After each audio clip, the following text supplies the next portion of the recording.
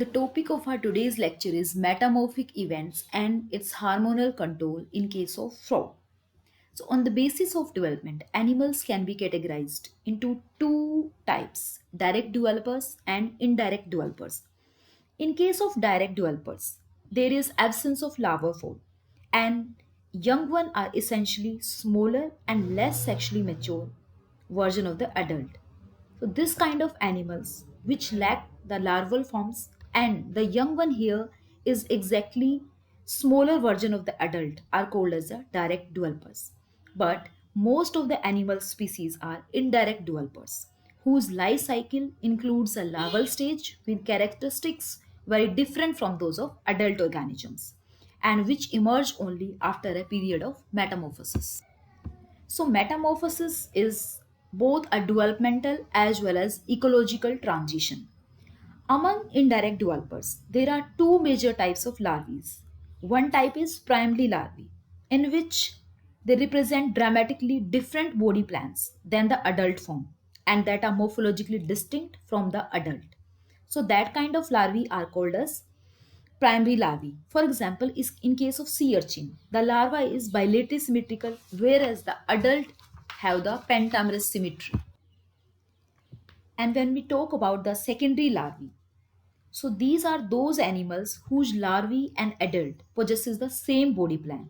For example, in case of butterflies and caterpillars, in case of frog, tadpole, and the adult one. Although although the tadpole is specialized for aquatic environment, and the adult is adapted for the terrestrial environment, but still the basic organization or basic symmetry of the body, or you can say the body plan, are same.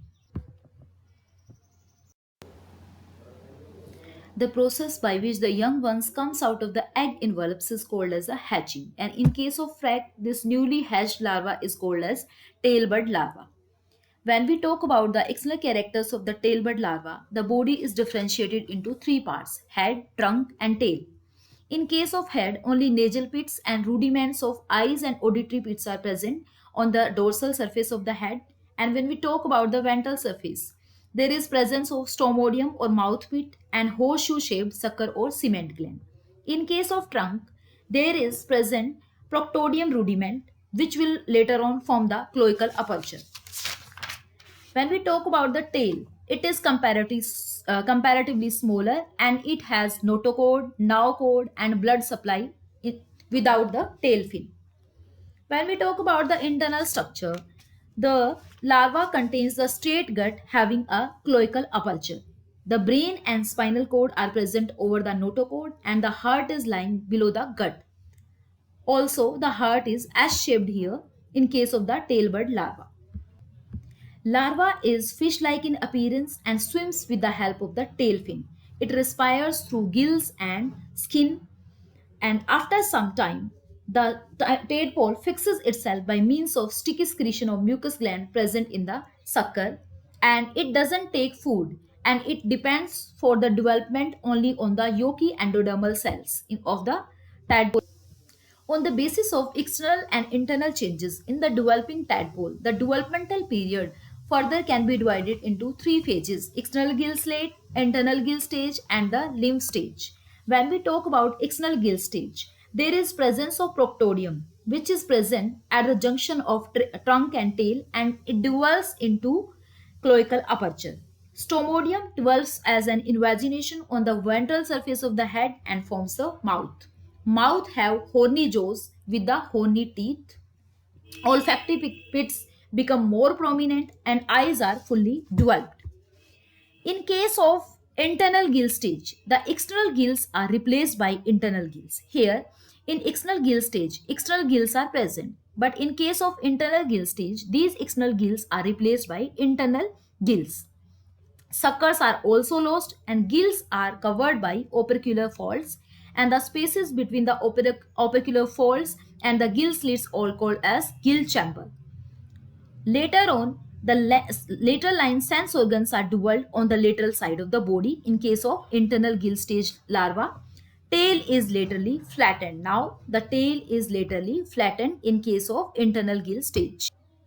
After spending of 15 to 20 days of free larval life, the limb buds appears in the tadpole and the hind limbs appear earlier than the forelimb as these are covered by opercular folds for some time. So the stage in which the limbs appear is called as the limb stage. So development of the tadpole larva is complete here and it adapted itself to the aquatic environment. And these are certain aquatic adaptations in the tadpole larva. So body is streamlined and fish-like, which reduces resistance to water during swimming. It has gills, which are internal gills for the branchial respirations. It has elongated tail with a well-developed tail fin for the swimming, and there is presence of rheoreceptors in the form of lateral line sense organs on the trunk as well as on the tail, and it will make it feel the movement in the water current as well as the certain sounds. And the excretion is here a monotelic due to the presence of large amount of the water. Heart is two chambered and is S shaped. It is venous heart, and first it will supply the deoxygenated blood to the gills, and from gills the complete body attains the oxygenated blood. So the circulation is here single circulation type. These are the herbivores adaptations in the tadpole larva because it takes the vegetable foods. It's not carnivores like adult, it is herbivores. So for herbivores adaptation, mouth is bounded by horny jaws, having horny teeth to cut the vegetable food. So horny jaws and horny teeth are present uh, to cut the herbivores food, or you can say vegetable food. And intestine is very long here, and that is highly coiled to increase the surface area for the complete digestion and absorption of large quantities of vegetable food, because the digestion of vegetable food takes a long time. So the intestine is adapted according to that. Now here comes the metamorphosis. So metamorphosis involves all the morphological, physiological, behavioral and other biochemical changes by which tadpole larva change into a young frog. So all the events collectively are called as the metamorphic event and the process is called metamorphosis. These metamorphic changes are initiated by endocrine factors, or you can say hormone, and that endocrine factors are specifically the thyroid hormone. Some cells are told to divide, some cells to differentiate, and some to die. So, to complete the process of metamorphosis, four types of events can happen in response to these hormones, and these hormones are what? These are uh, thyroid hormones. One is thyroxine, and another is triiodothyronine, T4 and T3. So, four events, so all the events can be categorized into four major types. One is growth event, and the example is in case of hind limbs of the frog.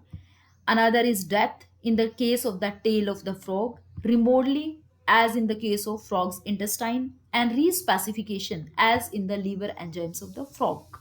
So these are four major events which will include the total process of metamorphosis. In case of growth, there will be origination, and you can say growth of new characters which were not already present in case of the tadpole larva. And when we talk about death, it means characters are already present in the tadpole larva, but they will lead to death for changing into a adult frog. In case of remodeling,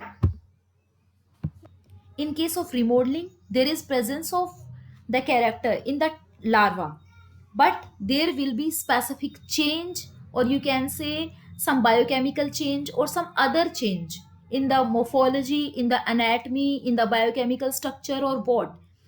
After that specific changes, the larva will convert into the adult one. So in case of remodeling, structures are already present, पहले से present है वो structure, but they will undergo certain changes, उन्हीं structure में कोई particular change होगा, and that will lead to the process of metamorphosis. In case of respecification, so in case of respecification, certain genes are destined for some other work in case of tadpole larva, but when the tadpole will metamorphosis into frog, these genes will specifically reactivate its cells or respecify their work, and will help in the complete metamorphosis of tadpole into the frog. So that part is called respecification. We will take all the parts one by one. In this slide, you can see the changes in different systems. This column shows different type of system, and these are the characters, or you can say specific type of organs or tissues structures present in the larva, and in this column you can see the structures present in case of adult. So when we talk about the locomotory organs, here in case of larva the habitat is aquatic, and the l- mode of locomotion is tail via the help of tail fins. In case of terrestrial frog, or you can say adult, this is tailless tetrapod. Tail is absent here. In case of respiration, the changes are from branchial respiration to the respiration through skin, lungs, and the larval HB is also changed to adult HB along with the RBCs. RBCs present in larva are different in structure and shape as compared to adult. So these are further changes in different type of systems. You can see nutritional changes. Larva is herbivorous in nature and adult is carnivorous in nature. Excretion in case of larva is ammoniotalic, and in case of adult that is ureotalic. And when we talk about the integumentary system, so epidermis is here thin and bilayered, and here in case of adult that is stratified. Yeah, means more than two layers are present in the epidermis. And in case of nervous system, there is absence of nictitating membrane in the larva, and also the visual pigment is porphyropsin here, and later line system is also well developed. In case of adult, a nictitating membrane and tympanic membranes also are well developed, and the visual pigment here is replaced by rhodopsin. Later line system is completely lost. Muthner neurons are also degenerated in case of adult, which are well developed in case of larva. In case of circulatory system, the aortic arches, aorta, anterior, posterior, and common jugular veins, these are changes to particular these arches.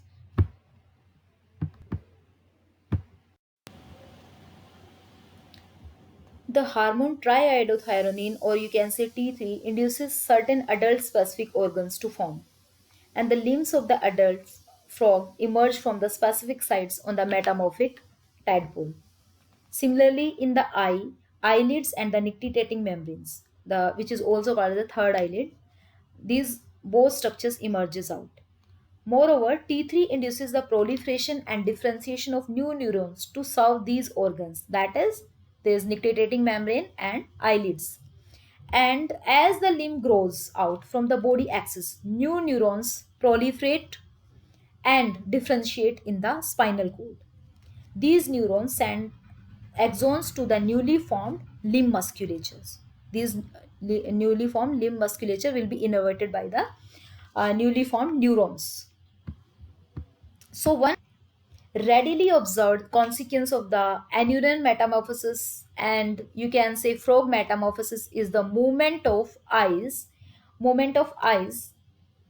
to the front of the head from their originally lateral position. Now in this image you can see this is the metamorphosing larva under the process of metamorphosis. So in case of larva, these eyes are present at the lateral side, and in this image this is the adult frog, so eyes are shifted to the front of head. So this is the major change.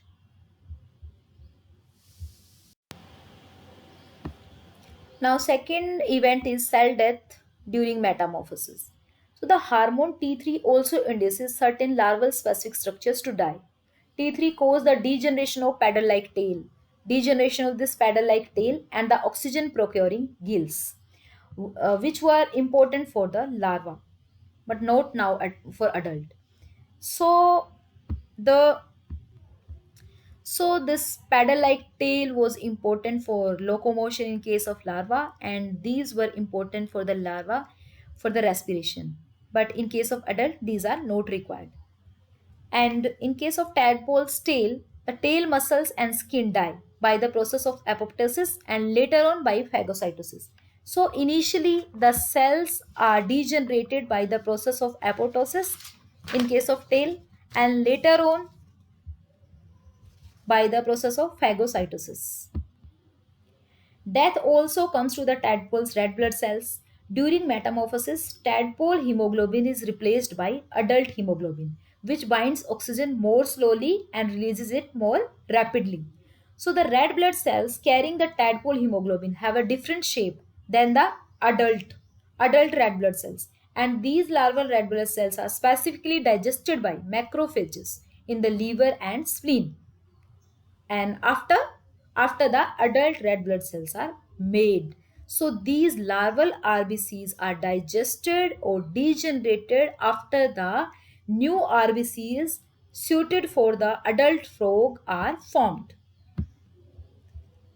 Third event is remodeling, and in case of frogs and toads, certain larval structures are remodeled as per adult needs. So the larval intestine, with its numerous coils for digesting plant material, is converted now into a shorter intestine for the carnivorous diet. And new cells of the adult intestines are derived from functioning cells of the larval intestine. So new cells are always generated from the previous cells present in the larva intestine. As the extracellular matrix of the old intestine dissolves, most of the intestine epithelial cells die. Most of the larval intestine epithelial cells die.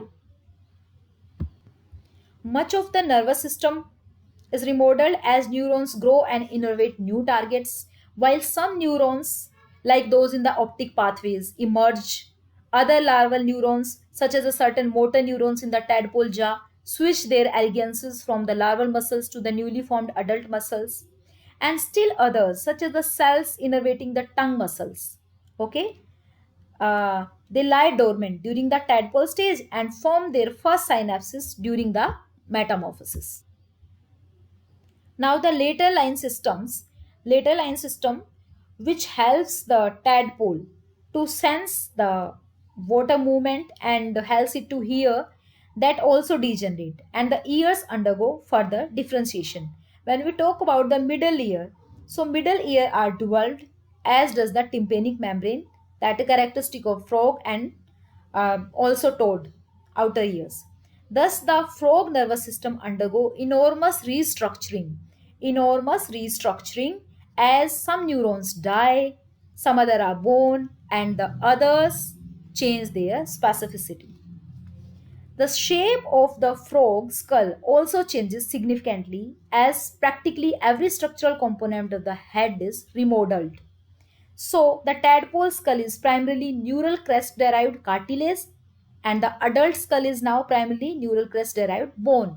So, the larval skull was made up of cartilage, and the adult skull is now made up of the bones. And also, further changes are observed in case of the size of the Meckel's cartilage, which elongates to double its size. Its size increases almost double, and there will be formation of lower jaws too. Gills and pharyngeal arch cartilages generate.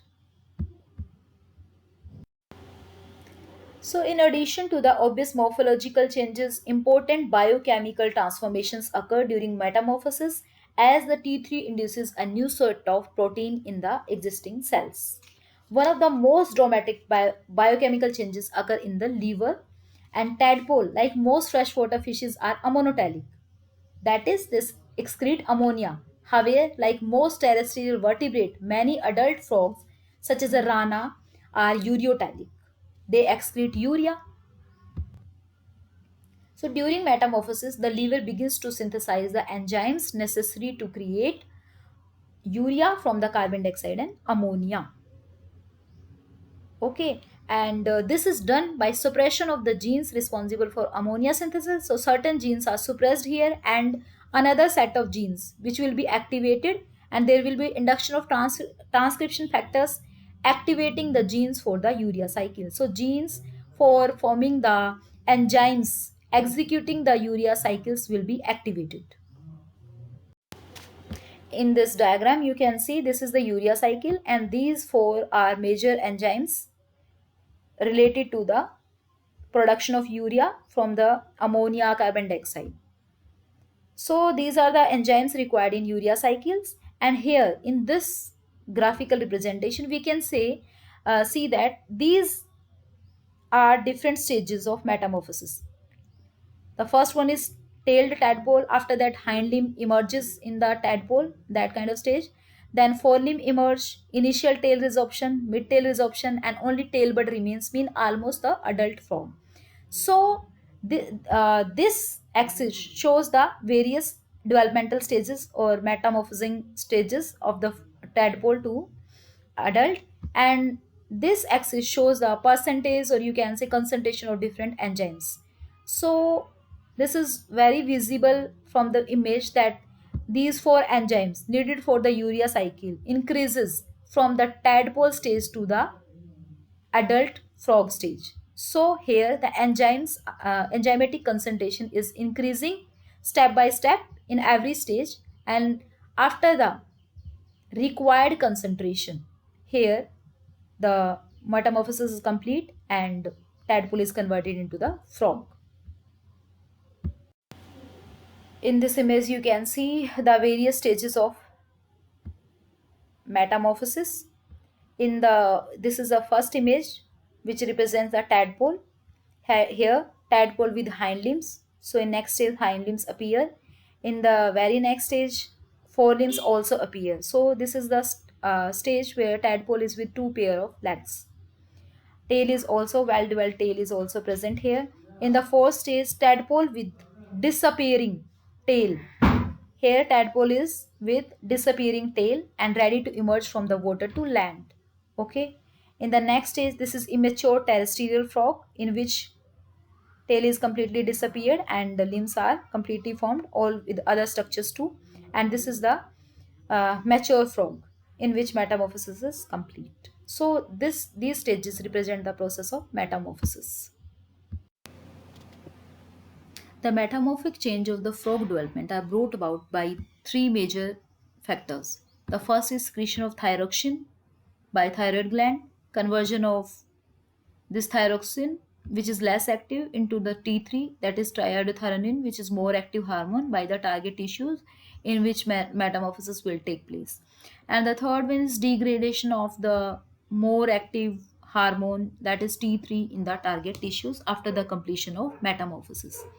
Inside the cells, these hormones, thyroxine as well as the triiodothyronine, binds to the nuclear thyroid hormone receptor, which are called TRS or thyroid hormone receptors. So these thyroid hormone receptors are of basically two types: thyroid hormone receptor alpha and thyroid hormone receptor beta. Once inside the cell, the T3 binds to the nuclear thyroid hormone receptor with much higher affinity than does the T4 and causes these transcription factors to become transcriptional activators of the gene expression. Thus, the level of thyroxine as well as the triiodothyronine in the target tissues are essential for producing the metamorphic response in each tissue. Also, for executing the responses, thyroid hormone receptor are essential. Now, second event is cell death during metamorphosis. So, the hormone T3 also induces certain larval specific structures to die. T3 causes the degeneration of paddle-like tail, degeneration of this paddle-like tail, and the oxygen-procuring gills, which were important for the larva, but not now for adult. So, the so this paddle-like tail was important for locomotion in case of larva, and these were important for the larva for the respiration. But in case of adult, these are not required. And in case of tadpole's tail, the tail muscles and skin die by the process of apoptosis and later on by phagocytosis. So initially the cells are degenerated by the process of apoptosis in case of tail, and later on by the process of phagocytosis. Death also comes to the tadpole's red blood cells. During metamorphosis, tadpole hemoglobin is replaced by adult hemoglobin, which binds oxygen more slowly and releases it more rapidly. So, the red blood cells carrying the tadpole hemoglobin have a different shape than the adult adult red blood cells, and these larval red blood cells are specifically digested by macrophages in the liver and spleen. And after, on the basis of concentration of thyroid hormones T4 and T3 in the blood, the complete process of metamorphosis is divided into three stages. The very first stage is pre-metamorphosis stage. Second is pro-metamorphosis stage, and third is metamorphic climax. In case of pre-metamorphosis stage, the thyroid gland has begun to mature. It is under the development and is secreting low amount of T4 and very low amount of T3. Also, the concentration of thyroid hormone receptor beta are also very less. The initiation of thyroxine secretion brought about by corticotrophin releasing hormone. So this corticotrophin releasing hormone acts on pituitary, and this pituitary gland will resulting produce the thyroid stimulating hormone. This thyroid stimulating hormone will act on thyroid gland, and later on the higher amount or higher concentration of T4s are secreted as under the effect of thyroid stimulating hormone.